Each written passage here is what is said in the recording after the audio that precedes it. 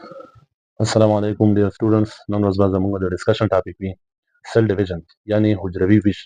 ګورئ دا چې کوم دی یو بایولوژیکل پروسس دی یا یو بیولوژیکي عملیه ده. په دې کې څه کیږي؟ په دې کې د یو حجرې نه څو نورې حجرې منځته راځي، دوه حجرې منځته راځي، دغسې څلور حجرې منځته راځي. په دې به بحث وکړو. ښه، راځو موږ وایو سیل ډیویژن یعنی حجروي ویش. ګورئ سیل ډیویژن ورته په انګلیش زبان کې ویلی شي، پښتو کې ورته وایو حجروي ویش یا تقسیم یا سیل سایکل هم دې ته ویلی شي. صحیح ده. ګورئ دا چې کوم دی په دوه ډولونو ویشل شوی دی. نمبر 1 چې کوم دی غیر مستقیم ویش. صحیح ده، غیر مستقیم ویش، غیر مستقیم ویش. صحیح ده. دا چې دی عموما دغه ویش په بکټریاګانو کې دی. ګورئ په دې کې څه چلو شي. اول چې کومي یو بکټریایي حجره، فرض کړئ دا یو بکټریایي حجره. صحیح ده، دا یو بکټریایي حجره شوله. د دې په منځ کې فرض کړئ دا دي جنیټیکي مواد. صحیح ده، دا جنیټیکي مواد شو. اول دې کې څه چلو شي؟ اول دا حجره په خپله داسې اوږده شانتې شي. د بیا رسم کوم اوس. ګورئ دا حجره څنګه شي؟ اوږده شي. دا حجره اوږده شي. چې کله دا حجره اوږده شي نو د دې دا جنیټیکي مواد په دې کې بیا په دوه ډولونو ویشل شي. مطلب جنیټیکي مواد ډېر دي. صحیح ده. فرض کړئ دا یو جنیټیکي مواد شو د دې، او دا چې کوم شو د بل جنیټیکي مواد شو. صحیح ده. اول حجره چې کوم شي اوږده شي او بیا ورپسې دغه جنیټیکي مواد ډېر شي، مطلب دوه چنده شي. بیا چې کوم په دریم ځل په دې کې څه وشي؟ دغه حجره ده. صحیح ده، بکټریایي حجره شو. صحیح ده. د دې په منځ کې اول خو دا جنیټیکي مواد د دوی سره جدا شي، بیل شي. ګورئ دا سره بیل شو. یو جوړه یو طرف شو مثال، او بله جوړه بل طرف. دا دې خوا راغله. فرض کړئ دا د دې جنیټیکي مواد شو. چې کله دا جنیټیکي مواد سره بیل کی نو بیا دلته د حجرې په منځ کې داسې یو ګروف شانتې پیدا شي، یو ژوروالی پیدا شي. څه شی؟ یو ژوروالی د حجرې په منځ کې پیدا شي. صحیح ده. حجره څنګه شي؟ ژوروالی په منځ کې پیدا شي، خو جدا شوي نه وي. بیا څنګه چلو شي؟ بیا د همدې یوې حجرې نه دوه حجرې منځ ته راشي. ګورئ دا په خپله یوه حجره شو، دا ګروپ چې کوم دی همداسې ډېرېږي او دا په منځ کې جدا کېږي. بیا ګورئ فرض کړئ دا یوه حجره شوله چې منځ ته راغلله، د جنیټیکي مواد شو، او دا بله حجره شوله. صحیح شو. نو دا چې کوم دی دا غیر مستقیم ویش دا عموما په بکټریایي حجراتو کې، مطلب په بکټریاو کې. بل چې کوم دی هغې له وایي مستقیم ویش. څه شی؟ دا غیر مستقیم. ښه، بل چې دی هغه غیر مستقیم دی. څه شی؟ مستقیم ویش. ګورئ په دې مستقیم ویش کې چې کوم دی بیا دوه ډوله ډیویژن یا ویش شامل دی. یو ته ویلی شي مایټوزس. څه شی؟ مایټوزس. او بل ته ویلی شي میوزس. صحیح ده، میوزس. دا مایټوزس چې کومي دا په جسمي حجراتو کې چېرته وي؟ په جسمي حجراتو کې. دغه ویش چې دا په جسمي حجراتو کې واقع کېږي. او دا میوزس چې کوم دی دا په جنسي حجراتو کې. جنسي مطلب سپام شو، اوم شو، دغسې نور. ښه، نو دا تاسو زده کړه. اوس راځو موږ په دې مایټوزس او میوزس باندې بحث کوو. نو دا چې کوم دی زه ډېر نیسي، تاسو د تختې نه پکچر واخلئ، زه به تخته صفا کړم، هغې نه بعد به په میټوزس باندې بحث وکړو. په مستقیم ویش کې مایټوزس اند میوزس. اول بحث په مایټوزس کوو. ګورئ دا مایټوزس چې کوم دی دا عموما په جسمي حجراتو کې واقع کېږي. د جسمي حجراتو ویش ته څه شی وایي؟ مایټوزس وایي. او په دې کې چې کوم دی د یوې مورنۍ حجرې څخه، فرض کړئ دا یوه حجره ده، د دې څخه بیا دوه دانې لوڼې حجرې دا ترې منځ ته راځي، او د دې لوڼو حجرو د کروموزومونو شمېر به د مورنۍ حجرې سره بالکل سیم یو شانته وي، شمېر به مساوي. اوس راځو دا کروموزوم پېژنو. دا کروموزوم څه شی دی؟ په تېرو لیکچرو کې موږ ویلي وو په نیوکلیس یعنې هسته کې چې د هستې په منځ کې داسې نازکې شانتې رشتې دي، او دغه رشتې چې کوم دي دې ته موږ ویلي وو جنیټیکي رشتې دي. صحیح ده. دې ته موږ کروماټین ویلی وو. څه شی؟ کروماټین. بیا چې کله دغه کروماټین را کنډنس شي، دا متراکم شي، دا کوم ټایم کې کېږي؟ دا جسټ او جسټ صرف او صرف په سل ډیویژن کې یا حجروي ویش کې کېږي. صحیح ده. نور نارمل شي حجره کې جنیټیکي مواد د کروماټین په شکل باندې پراته دي، نازکې رشتې. صحیح ده. دا کروماټین څنګه شي؟ را متراکم شي. څه شی شي؟ متراکم شي، راټول شي، او د دې نه یو سټرکچر جوړ شي. څه شی جوړ شي؟ یو سټرکچر. او هغه سټرکچر ته وایي موږ وایو کروموزوم. فرض کړئ دا شو کروموزوم. څه شو؟ کروموزوم. دا کروموزوم شو. دغه برخې چې کوم دي ته ویلی شي کروماټیډ. صحیح ده؟ کروماټیډ. او د منځ برخې ته چې کوم دی سنټرومیر وایي. سنټرومیر. ها دا چې کوم دی دا کروموزوم دی. اوس به په دې باندې موږ دلته بحث کوو. نارمل چې کومي په سل کې جنیټیکي مواد د کروماتین په شکل دغسې نازکې رشتې او بیا چې کومي په سل ډیویژن چې کله وشي سل ډیویژن منځ دا واقع کېږي بیا به دا کروماتین را متراکم کېږي او کروموزوم به دې جوړېږي. صحیح ده؟ اوس راځو وایو مایټوزس. ګورئ په دې مایټوزس کې چې کوم دی په خپله څلور دانې فیزونه یعنې سټیپونه مرحلې شاملې دي. خو د دې څلورو مرحلو نه مخکې د سل چې کومي حجره هغه یو مرحله ترسره کوي او هغې ته ویلی شي انټرفیز. څه شی؟ انټرفیز. دا کومه مرحله ده؟ ګورئ د انټرفیز ته د پریپریشن یعنې د چمتووالي پیریډ هم وایي. په دې کې چې دا حجره خپل انزایمونه دغسې خپل هغه ارګانیلونه چې کومي خپل پروټینونه په حجره کې داخل کړي چې کومي هغه ډبل کی. هغه څنګه کی؟ دوه چنده کی. دغسې ډي ان اے ریپلیکیشن پکې کېږي. یعنې ډي ان اے څنګه شي هغه هم دوه چنده کی ځکه دا خو په دوه ځایه کېږي دا حجره. نو دغسې په دې حجره کې چې کومي په دې فیز کې وبښئ په دې فیز کې چې کوم دی په دې مرحله کې حجره ځان د ویش لپاره آماده کوي. ښه په دې حجره په دې مرحله کې چې کوم دی ځان یې ویش ته آماده کړ. اوس به دا راځي مایټوزس ته داخلېږي. مایټوزس کې چې دی په خپله څلور دانې فیزونه شامل دي. نمبر 1 چې کوم دی نمبر 1 هغې ته موږ وایو پروفیز. پروفیز. ګورئ په دې پروفیز کې چې کوم دی دا دی مثال په دې پروفیز کې دا فرض کړئ سیل دی او په سیل داخل کې چې کوم دی دا دغه چې کوم دا تور تاسو ته ښکاري دا هسته شوله یا نیوکلیولس شو او دا تور دا بل چې کوم دی دا تاسو ته ښکاري دا نیوکلیر ممبرین یا هستوي غشا شوله. اول خو داسې کار وشي چې دا نیوکلیولس یعنې هسته څنګه شي ډسپیر شي ورکه شي. صحیح ده؟ بیا بل کار څه وشي؟ بل کار دا وشي چې دا نیوکلیر ممبرین دا هم ډسپیر کېږي یعنې ورکېږي. صحیح ده؟ لاړه ختمېږي. صحیح ده؟ دا څنګه شي ډسپیر شي. او موږ ویلي وو چې نارمل کوم سیلي هغې کې به دا جنیټیکي مواد د کروماتین په شکل وي یعنې مطلب نازکې رشتې وي. اوس چې کوم سل ډیویژن شروع کېږي نو دلته به دا کروماتین کنډنس کېږي ځان به بدلوي کروموزوم ته. ګورئ په دې پروفیز کې عموما درې دانې کارونه وشي. مین اول څه وشي؟ نیوکلیولس یا هغه هستچه چې کومي هغه د منځه لاړه شي ورکه شي او نیوکلیر ممبرین یا دغه هستوي غشا دا به هم ډسپیر کېږي ورکېږي به. دغسې بل موږ څه ویلې چې دا کروماتین نازکې رشتې دا به کروموزوم باندې بدلي. دا درې واقعیات په دې کې وشي. دویمه مرحله چې کوم ده هغې ته ویلی شي پروفیز شو میټافیز. میټافیز. ګورئ په دې میټافیز کې څه چل وشي؟ په دې میټافیز کې داسې چل وشي چې دغلته دا کروموزومونه کروماتین چې کومي کروماتین هغه کروموزوم ته بدلېده دا عیناً بدل شي. هغه کروماتین کروموزوم ته بدل شي. ګورئ فرض کړئ دا کروموزوم شو. صحیح ده؟ دا بل کروموزوم موږ رسمو دا بدل شوی دی د کروماتین نه کروموزوم ته په خیر بدل شوی دی. بل څه وشي؟ بل دا کار وشي که نه چې دلته مخالفو قطبینو ته سنټریولونه صحیح ده سنټریولونه چې کومي په دې مرحله کې پیدا شي او مخالفو قطبینو ته روان شي خو دلته ځي په خیر سره راورسېږي. دا فرض کړئ سنټریول دی دا بل شو دواړو قطبینو ته دواړو سایډونو ته څنګه شي راورسېږي. او دلته چې کومي بیا د دې سنټریولونو نه سپینډل فایبر یو قسم تارونه دي هغې ته ویلی شي سپینډل فایبر. دغه سپینډل فایبر چې کومي سپینډل تارونه دا د دې سنټریولونو نه راشي او د دې کروموزوم د کینټوکور برخې څخه ونښلي. ګورئ دا چې کوم دی سنګل سټرکچر کروموزوم دی خو دغه کروموزوم او یو بل کروموزوم سره یو ځای شي. یو دا شو فرض کړئ همدا کروموزوم شو صحیح ده او بل ورسره یو کروموزوم ونښلي یو دا شو او یو ورسره بل ونښلي دا ډبل سټرکچر کروموزوم شو. دلته به چې سنګل سټرکچر و دې کې به ورته موږ ویلې سنټرومیر دې منځنۍ برخې ته خو چې ډبل شو دې ته بیا وایي کینټوکور. صحیح ده یا کاینټوکور.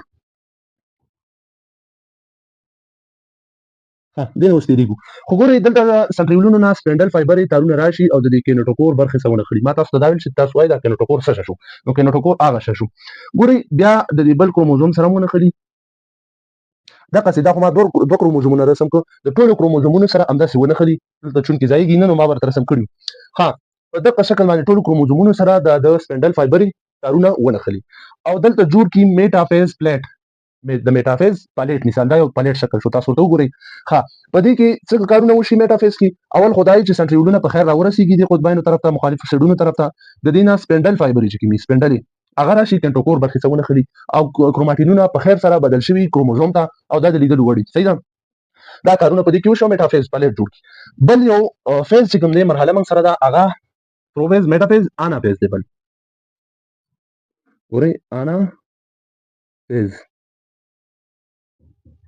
ګوري په دې انافیز کې وسه شي وشي دا شو سنټریولونه د چې کوم دی سپینډر فایبر سپینډل رښتیا هغه جنریټ کړي دي او د کنټروکور سره نښتي دي اوس دا تارونه چې کوم دي سپینډلې دا زور وي خپل زور او خپل قوت سره دا کروموزومونه سره جلا کی څنګه کی دا کروموزومونه یو بل نه سره جدا کی ګورئ داسې دا کروموزوم شو فرض کړئ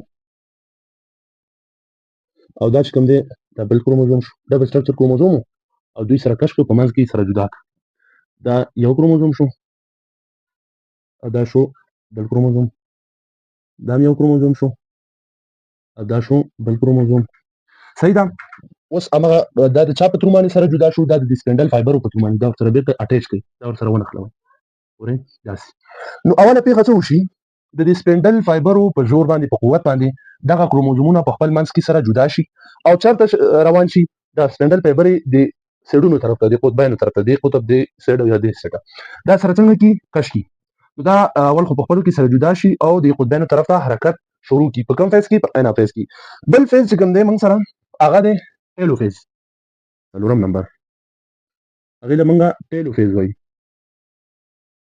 ټیلو فیز ګوري په داخلي فیز دی په دې ټیلو فیز کې دا څه کارو شي چې دغه کروموزومونه چې کوم دي دا سنټریول شو صحیح ده دا چې کوم دي دیو د سپینډل په ترو باندې هغه کروموزومونه چې ځان طرف ته راکش کړي په خیر سره دي قطبینو طرف ته را رسیدلی دا شو کروموزومونه صحیح ده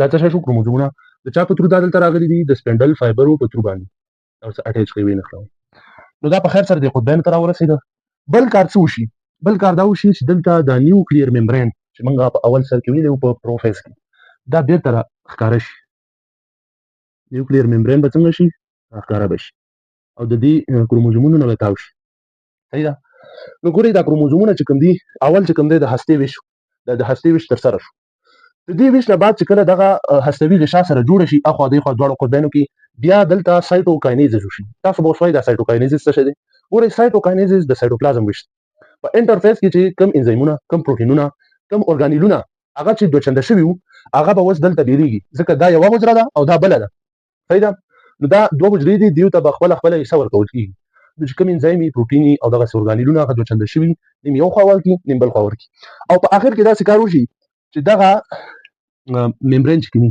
د دې په منځ کې داسې یو ګروف پیدا شي یو ژوروالی پیدا شي صحیح ده فرض کړئ دا یو ګروپ شو یو ژوروالی شو دا ژوروالی په دې کې پیدا شو چې کله دا ژوروالی پیدا شي نو بیا دغه ژوروالی نور هم غټېږي او د دې نه څو حجرې منځته راځي یوه حجره دا شوله فرض کړئ او یوه حجره دغه شوله صحیح ده نو موږ ویلي وو چې په جسمي حجراتو کې به د یوې حجرې نه دغه یوه حجره وه دوه حجرات منځته راځي دا چې اوس سیل ډیویژن او مایټوزس د جسمي حجراتو او ګورئ د دې لومړنیو حجرو د کروموزومونو شمیر به د مورنۍ حجرې سره یو شان د لوڼو حجرو د کروموزومونو شمیر به د مورنۍ حجرو سره یو شان دي ګوره فرض کړئ دلته 2 ان دی مطلب شپږ څلوېښت کروموزومونه دي صحیح ده 2 ان نو دلته مورنۍ حجرې به څنګه هم شپږ څلوېښت کروموزومونه 2 ان مطلب شپږ څلوېښت صحیح ده یو ان چې کوم دی ګوره هغه هاپلوئډ دی ګورئ یو ان مطلب دا ان چې دی صفر دی صحیح ده یو ضرب دریش